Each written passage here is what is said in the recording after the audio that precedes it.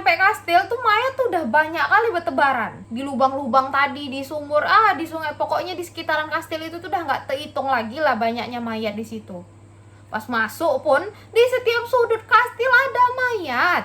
Dan nggak tahu kalian kan? Ini ku kasih tahu nih ya. Polisi ngeliat masih banyak mayat-mayat bergelantungan di atas, masih dalam posisi terikat. Dengan keadaan ya urat nadi itu udah terputus-putus, friend.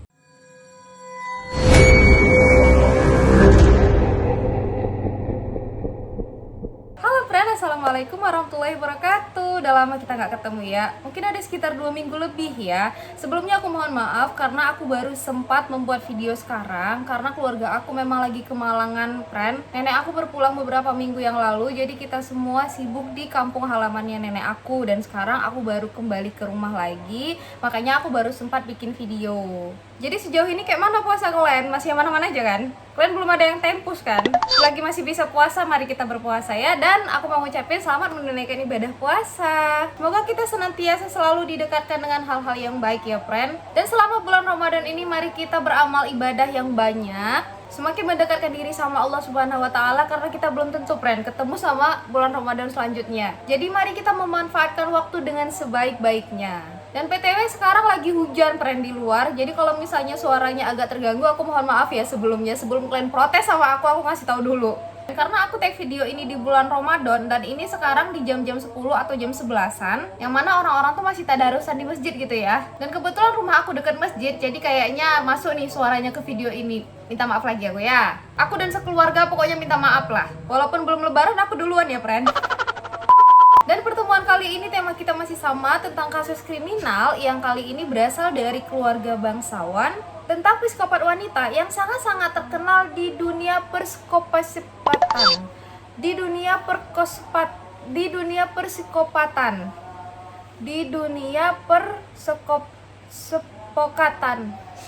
A few moments later. Di dunia persikopatan. Di dunia persikopatan. Di dunia persikopatan. Bukan psikopat. Di dunia persikopatan. Di dunia persikopatan. Dunia psikopatan. Di dunia persikopatan. Terkenal di dunia persikopatan. Persikopatan. Di dunia persikopatan. Di dunia persikopatan. Di dunia persikopatan. Di dunia perpsikopatan. Perpsikopatan. Dia bahkan dijuluki dengan wanita yang paling kejam di dunia, dan juga seorang pembunuh berantai yang korbannya paling banyak. Kemarin kita cerita siapa sih yang paling banyak? Si ini kan, si Alexander Pichuskin kan, yang katanya sampai 64 korban, kalah. Kalian tahu sebanyak apa korbannya? Korbannya sebanyak 650 orang gadis muda yang masih perawan. Yang 650 orang itu gadis muda semua. Iya, nggak mau dia itu ibu-ibu, bapak-bapak, siapa yang punya anak. Nggak mau dia ibu-ibu, bapak-bapak, nenek-nenek, kakek-kakek, enggak. Hanya khusus gadis muda aja. Kalau kalian ngerasa yang udah tua dan nggak muda lagi, bersyukur kalian, bersyukur. Karena bukan jadi targetnya dia. Jadi siapa wanita ini? Masuk kita, cekidot. Jadi nama perempuan ini adalah Elizabeth Bathory, lahir pada tanggal 7 Agustus 1960, yang mana Elizabeth ini berasal dari keluarga bangsawan, friend. Orang tuanya adalah keturunan bangsawan Hungaria, dan juga keluarga mereka ini adalah salah satu keluarga terkaya di Hungaria pada saat itu. Ayahnya bernama Georges Bathory dan ibunya bernama Anna Bathory. Dan keluarga besarnya si Elizabeth ini juga dari keluarga yang terpandang semua, friend. Sepupunya Elizabeth ini menjabat sebagai Perdana Menteri di Hungaria. Dan pamannya si Elizabeth yang bernama Stefan Bathory menjadi Raja Polandia dari tahun 1576 sampai 1586. Stefan ini adalah kakak kandung dari ibunya si Elizabeth, friend, si Anna. Tapi dari semua kemewahan keluarganya si Bathory ini, mereka mempunyai sisi gelap, friend. Yang mana sebagian besar keluarganya Elizabeth ini penganut satanisme. Dan ada juga sepupunya yang lain mempunyai kelainan jiwa dan suka kali, friend, ngelakuin kejahatan seksual. Nah, mengenai orang tuanya si Elizabeth, si George sama si Anna, mereka ternyata melakukan pernikahan sedarah. Kalau dulu kan emang biasa ya, kayak saudara-saudara tuh dinikahkan gitu untuk bertujuan menyatukan keluarga-keluarga mereka yang lain. Entah kayak mana lah itu, intinya ada peran politik nih di pernikahan antara si Anna sama si George. Nah, karena pernikahan saudara inilah, friend, diduga si Elizabeth ini tuh mengalami epilepsi dari sejak dia lahir. Dari kecil nih, friend, si Elizabeth ini udah dikenali nih sama hal-hal yang berbau kekerasan. hal-hal yang sadis-sadis gitu, friend. Karena orang tuanya si Elizabeth ini selalu membawa dia untuk melihat orang-orang yang dihukum mati. Dipenggal kepalanya si Elizabeth ngeliat. Terus kayak yang disetrum-setrum itu tuh pun si Elizabeth ngeliat. Apalagi jenis hukuman mati? Digantung. Pas kalau ada orang yang dihukum mati dengan cara digantung, si Elizabeth pun lihat. Nah, akhirnya gegara si Elizabeth sering kali nih ngeliat orang-orang yang dihukum mati gitu. Jadinya dia tuh kayak udah terbiasa gitu loh, friend. Dan dia pun menganggap kalau hal-hal sadis yang kayak gitu tuh pun wajar. Memang gila mama bapaknya ini, bisa-bisanya lah anak kecil dibawa ya kan. Anak kecil sengaja dibawa mereka untuk menyaksikan kekerasan. Kan ada gila-gilanya. Kan jangan gitu ya kalau jadi mama ya. Kalau bisa anak kecil tuh dikenal sama hal-hal yang baik aja. Boro-boro pembunuhan kayak gitu. Orang kayak misalnya nih mama bapaknya tuh bertengkar aja kan nggak boleh kan dilihat sama anak. Iya nggak sih? Aku belum punya anak jadi nggak tahu. Tapi yang aku baca kayak gitu, kayak di ilmu-ilmu parenting gitu. Dan karena keluarganya si Elizabeth ini memang penganut satanisme, jadi si Elizabeth ini pun dari kecil udah dikenalin friend sama hal-hal yang berbau satanisme. Dan di saat usia Elizabeth ini 10 tahun, dia udah ditunangkan friend sama laki-laki yang bernama Ferenc Nadasdy, yang berasal dari keluarga bangsawan juga. Dan pada saat usia Elizabeth ini 15 tahun, menikahlah mereka. Dirayakanlah itu ya kan upacara pernikahan mereka pada tanggal 8 Mei 1575. Pestanya, bukan main. Mewah kali, friend. Pokoknya pesta besar-besaran ya. Kayak mana ya kan orang bangsawan nikah ya kali kayak kita biasa aja gitu. Tidak dong. Tamunya aja mencapai 4.500 orang. Nah setelah menikah, si Elizabeth nggak mau friend pakai nama Nadasdy di belakang namanya. Karena kan nama suaminya kan Ferenc Nadasdy ya. Harusnya nama dia jadi Elizabeth Nadasdy. Nggak mau dia pakai nama Nadasdy. Karena rupanya walaupun si Ferenc ini berasal dari keluarga bangsawan, tapi masih jauh dari kasta kebangsawanannya si Bathory ini. Intinya, kaya pun si Nadasdy ini, lebih kaya lagi si Bathory, kayak gitulah. Jadi Elizabeth tetap menggunakan namanya sebagai Elizabeth Bathory. Bahkan beberapa sumber bilang friend malah si suaminya ini yang ngambil nama belakang istrinya. Jadi dia mengganti namanya dari Ferenc Nadasdy menjadi Ferenc Bathory. Dan untuk kado pernikahan mereka, orang tuanya si Elizabeth ini memberikan hadiah sebuah kastil yang besar yang gak karu-karuan. Nama kastil ini tuh Kastil Cheste. Gitu gak sih bacanya? Kastil Cheste. Kastil Cheste. Kalau aku salah bilangnya koreksi di kolom komentar ya.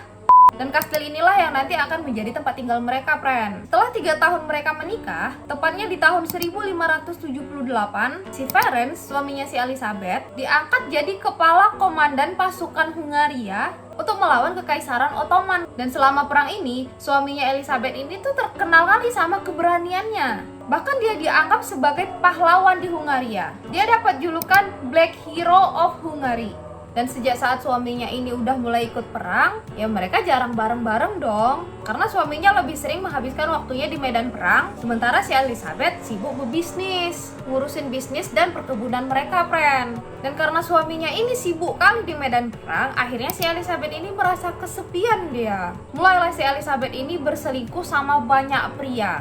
Jadi kalau misalnya si suaminya balik, ya udah dia ngeladenin suaminya. Tapi kalau misalnya suaminya balik ke medan perang, ya dia berselingkuh lagi sama laki-laki lain kayak gitu. Bahkan dikabarkan si Elizabeth pernah loh melarikan diri sama kekasih gelapnya. Tapi entah kenapa dia balik lagi dan suaminya juga memaafkan kesalahannya si Elizabeth ini. Dan akhirnya mereka juga akur lagi, friend. Tapi bukan berarti si Elizabeth ini tobat. Enggak. Fantasi seksualnya si Elizabeth malah makin menjadi-jadi. Si Elizabeth ini mulai menyenangi kepuasan seksual lewat penyiksaan. Jadi, pelayan-pelayan dia yang masih muda itu disiksa sama dia dengan berbagai bentuk penyiksaan. Jadi banyak nih jenis-jenis penyiksaan yang dilakukan sama si Elizabeth ini. Ada yang diikat sama dia, terus kayak ditelanjangi, terus nanti dicambuk sama dia. Terus alat cambuknya bukan cuma satu, banyak jenisnya. Bentuknya kayak mana aja tuh, nggak tahu aku. Banyak pokoknya berganti-ganti. Bahkan si Elizabeth juga diduga biseksual, friend, karena dia juga berselingkuh sama bibinya yang bernama Countess Clara Bathory. Diduga si Elizabeth ini tuh mulai mempunyai fantasi liar tentang seksualnya itu karena udah terpengaruh sama ajaran satanisme yang diajari sama Dorothy Dentes, atau orang-orang tuh manggil dia Dorka. Nah, selama penyiksaan yang dilakukan sama si Elizabeth ini, si Dorka lah yang bantu. Dan selain si Dorka, ada lagi yang bantu dia, pelayan terdekatnya juga, Jadi ada 3 orang lagi nih yang ngebantuin selama penyiksaan itu. Yang pertama ada Suster Ilona Jo. Terus yang kedua ada yang namanya Johannes Uzvari. Dia ini laki-laki nih. Terus yang terakhir namanya Anna Darfula. Si Anna ini pelayan wanita, friend. Ada yang bilang kalau si Anna ini juga merangkap sebagai kekasihnya si Elizabeth. Tapi soal kebenarannya belum jelas, friend. Nah, berarti yang ngebantu dia itu selama ini ada 4 orang ya. Pertama ada si Dorka, yang kedua ada Suster Ilana Jo, yang ketiga ada Johannes Uzvari, yang keempat ada si Anna Darfula. Jadi mereka berempat nih yang selalu ngebantuin si Elizabeth ini untuk melancarkan aksinya. Nah, masalah ajaran satanisme, sebenarnya si Elizabeth ini kan memang udah dikenali nih sama ajaran satanisme dari kecil. Cuman diperparah lagi sama si Dorka. Jadi emang selalu dihasut sama si Dorka nih, friend. BTW si Dorka ini juga salah satu pelayan kepercayaannya si Elizabeth ya. Jadi kayak apapun yang dibilang si Dorka, si Elizabeth tuh kayak percaya gitu. Dah nih kan, walaupun Elizabeth sama si Ferenc udah menikah selama 10 tahun, mereka belum ada anak. Karena ya emang mereka jarang ketemu kan. Kayak sama-sama sibuk, si suaminya sibuk perang, si Elizabeth sibuk bisnis gitu. Sampai akhirnya pada tahun 1585, lahirlah anak pertama mereka yang bernama Anna Nadasdi. Dan untuk selanjutnya Elizabeth juga kembali melahirkan hingga total anaknya itu ada 5, friend. Terus di tahun 1597, tiba-tiba suaminya si Elizabeth ini, si Ferenc, sakit kakinya sampai dia nggak bisa jalan, friend. Dan makin lama makin parah, akhirnya si Ferenc ini lumpuh permanen dan udah nggak bisa mimpin perang lagi dia. Lalu di tahun 1600, Ferenc Nadasdi meninggal dunia dan dimakamkan di pemakaman keluarganya mereka ini. Dan suaminya ini meninggal di saat usianya si Elizabeth 40 tahun, friend. Nah, udah 40 tahun nih kan usianya. Si Elizabeth ini tuh merasa dia tuh udah mulai tua gitu, friend. Dia mulai sering kacaan, terus dia kayak perhatiin mukanya itu kayak udah kelihatan keriput-keriputnya. Ya cuman, nah emang ada orang makin tua makin muda? Ada sih. Tapi kan kalau sekarang kan banyak teknologi yang udah canggih gitu kan. Kalau dulu mana ada. Jadi pas dia memperhatikan kulitnya itu, dia ngerasa dia udah mulai keriput. Rupanya, friend, selama ini dia emang sering kacaan, tapi kayak dia selalu mengagumi kecantikannya karena dia ngerasa emang dia tuh cantik kali gitu loh. Bahkan dia tuh kayak suka ngomong di depan cermin loh kalau lihat mukanya dia, ih cantik kali aku ya. Aduh cantik kali, kayak gitu. Nah, pas sekarang dia udah mulai sadar kalau mukanya itu udah mulai tua, murka dia. Gak terima dia, friend, kalau dia makin tua. Nah, masalah ajaran satanisme tadi kan udah mulai masuk nih ke otaknya si Elizabeth. Akhirnya Elizabeth pun mulai menekuni ajaran satanisme ini, friend. Mulai belajar tentang sihir dia. Kayak ilmu-ilmu hitam gitu pun dipelajari lama dia. Gak paham aku, pokoknya ajaran satanisme lah. Nah, ada satu kejadian, friend. Si Elizabeth ini kan bangsawan ya. Otomatis kan banyak tuh pelayan-pelayan dia. Jadi waktu itu si Elizabeth ini lagi duduk sambil sisiran, tapi rambutnya itu disisirin sama pelayannya. Rambut aja ada yang sisirin dong. Nah, pas pelayannya lagi nyisirin rambutnya si Elizabeth, nggak sengaja rambutnya si Elizabeth ini tuh ketarik, friend. Tapi ketariknya pelan, nggaknya yang langsung kayak ketarik kuat gitu kenceng, enggak. Pelan ajanya. Si Elizabeth langsung murka, dia langsung ditampar pelayan tadi kenceng kali sampai hidung si pelayan tadi berdarah, friend. Dan darahnya itu nyiprat ke tangannya si Elizabeth. Jadi selama ini si Dorka emang bilang, friend, ke si Elizabeth, kalau kau mau muda, awet muda, resepnya itu harus darah wanita muda. Tapi pada saat itu karena mungkin si Elizabeth juga masih muda, jadi kayak nggak diterge kali kan sama si Elizabeth. Sampai pada kejadian ini nih, pas ditengoknya ada darah di tangannya, si Dorka langsung bilang, darah inilah yang akan membawa kesegaran dan membuat awet muda. nah si Elizabeth yang denger itu, percayalah. Orang dia udah gondok kali nengok mukanya tua, tiba ada tips-tips kayak gitu kan. Ya percaya dia. Ada jilatnya lah darah yang nyiprat tadi, friend. Dan pas dia berkaca depan cermin, tak kayak mana lah itu ceritanya. Dia memang rasa dia kembali muda. Dan gegara peristiwa inilah kebrutalan si Elizabeth dimulai.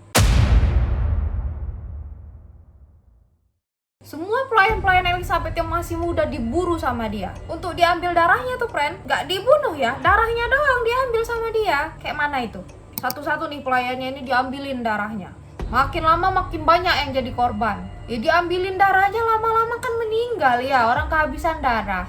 Jadi cepet atau lama, si pelayan-pelayan yang udah diambilin darahnya sama si Elizabeth tadi ya meninggal, friend. Tapi secara perlahan gitu loh. Orang meninggal kehabisan darah. Pusing aku. Nanti udah meninggal dimakamkan tuh, friend, secara layak. Tapi kian hari si Elizabeth ini makin brutal pula, makin haus darah pula dia. Semua pelayan-pelayan itu tuh diambilin sama dia darahnya. Ya habis lah ya kan. Orang tiap hari dia butuh darah.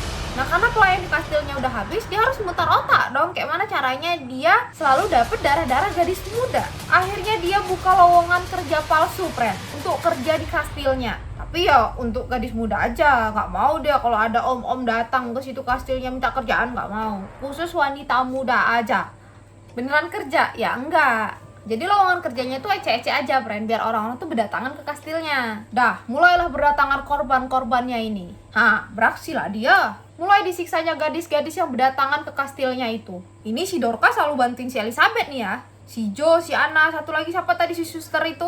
Bantuin nih mereka nih. Dicambuknya, diikatnya. Nah wanita-wanita itu tadi nih, friend, diikatnya, digantungnya di atas ya kan. Di bawahnya tuh ditampungnya bak mandi. Udah diikat di atas. Nah baru si nadinya tadi dipotong sama dia. Akan berkeluaran tuh darah tuh kan. Ditampung sama dia di bak mandi tadi. Sampai bak mandinya itu penuh, friend. Kalian bayangkan itu, berapa orang digantungnya di atas biar bak mandinya tadi penuh.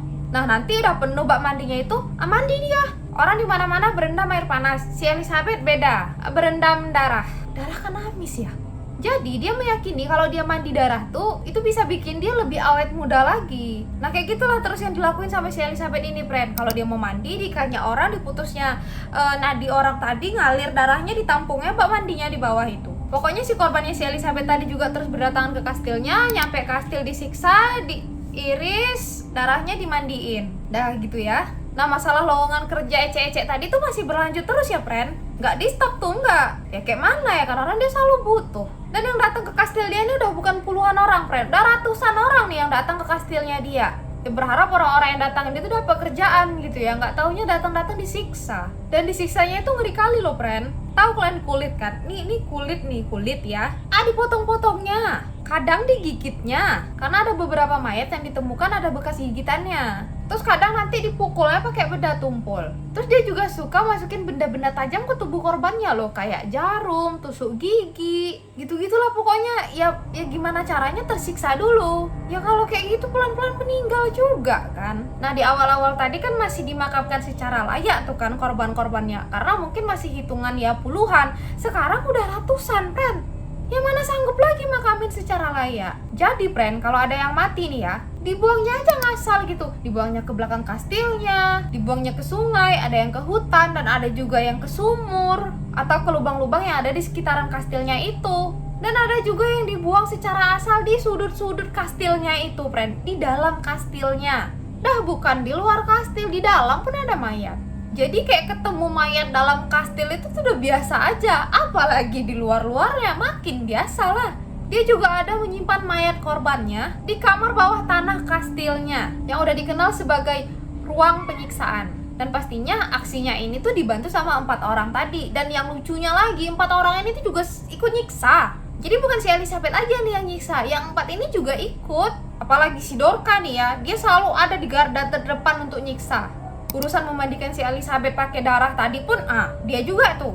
Dia yang ngurus semua. Dan karena udah ratusan orang juga nih yang jadi korbannya si Elizabeth ini, otomatis gadis-gadis desa di sana ya habis kan. Sementara dia tetap butuh toh. Kalian tahu nggak dia ngapain? Beralih dia ke gadis-gadis bangsawan yang kastanya rendah. Sampai pada akhirnya di tahun 1610 adalah nih friend seorang pendeta namanya Isvan Makiari. Dia dapat laporan nih dari salah satu orang tua bangsawan yang kelas rendah tadi, ngasih tahu kalau anak dia nih hilang. Mereka bilang kalau putri mereka ini tuh hilang semenjak pergi ke kastilnya si Bathory tadi. Dan sebenarnya si pendeta ini tuh memang udah agak curiga nih sama si Elizabeth, karena setiap orang yang pergi ke kastilnya nggak balik lagi. Akhirnya karena memang udah mencurigakan kali, dilaporkan pendeta inilah friend ke polisi. Dan rupanya ada satu korban friend yang berhasil melarikan diri dari kastilnya si Elizabeth. Dan begitu berhasil kabur pun dia juga langsung melapor nih ke polisi. Dan gara-gara pengaduan inilah friend, polisi tuh yakin 100% kalau hilangnya gadis-gadis desa dan para bangsawan itu ini pasti gara-gara ulahnya si Elizabeth. Dan gak pikir panjang lagi, langsunglah mereka menuju ke kastilnya si Elizabeth untuk digeledah. Dan sesuai dugaan, friend, polisi sampai gak bisa berkata-kata lagi karena mayat ditemukan di mana-mana. Begitu nyampe kastil tuh mayat tuh udah banyak kali bertebaran. Di lubang-lubang tadi, di sumur, di sungai, pokoknya di sekitaran kastil itu tuh udah gak terhitung lagi lah banyaknya mayat di situ. Pas masuk pun di setiap sudut kastil ada mayat. Dan tahu kalian kan? Ini ku kasih tahu nih ya. Polisi ngeliat masih banyak mayat-mayat bergelantungan di atas, masih dalam posisi terikat. Dengan keadaan ya urat nadi itu udah terputus-putus, friend. Ada juga yang gadis-gadis tuh masih dalam kurungan kayak ya nunggu giliran nih, belum dipanggil dia. Terus di atas meja tuh ada juga yang tergeletak dengan kondisi yang sama, udah keputus nadinya. Dan di kamar bawah tanah tadi nih, di dalam kastil itu banyak kali mayat yang udah membusuk. Dan karena penggeledahan inilah karirnya si Elizabeth yang suka meminum darah dan juga memandikan darah berakhirlah sudah. Elizabeth didakwa sudah melakukan pembunuhan dengan korban sedikitnya 650 orang. 650 orang, friend. Nah, kayak apa itu?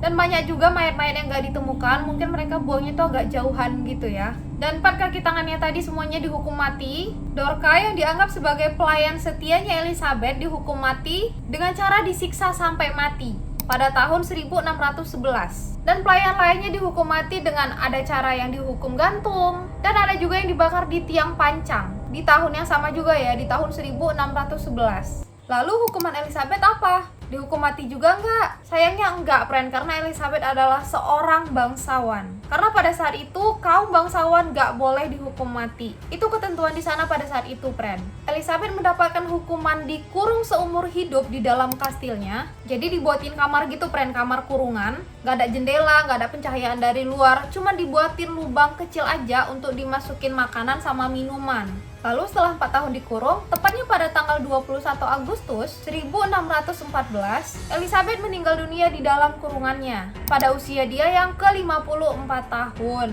Nah, kayak gitulah cerita seorang bangsawan yang menjadi psikopat, friend. Kayak mana menurut kalian tentang kasus ini? Apa memang Elizabeth sangat pantas mendapatkan hukuman itu atau memang harusnya lebih lagi? Kita sharing di kolom komentar ya. Dan kalau seandainya aku ada salah penyampaian informasi, mohon diperbaiki di kolom komentar ya. Dan sebelum aku tutup video ini, gak bosan-bosan aku doain semoga kita selalu didekatkan dengan orang-orang yang baik, dan tentunya kita juga harus baik dulu. Kalau gitu aku pamit undur diri dan sampai jumpa di video selanjutnya. Bye bye. Assalamualaikum warahmatullahi wabarakatuh.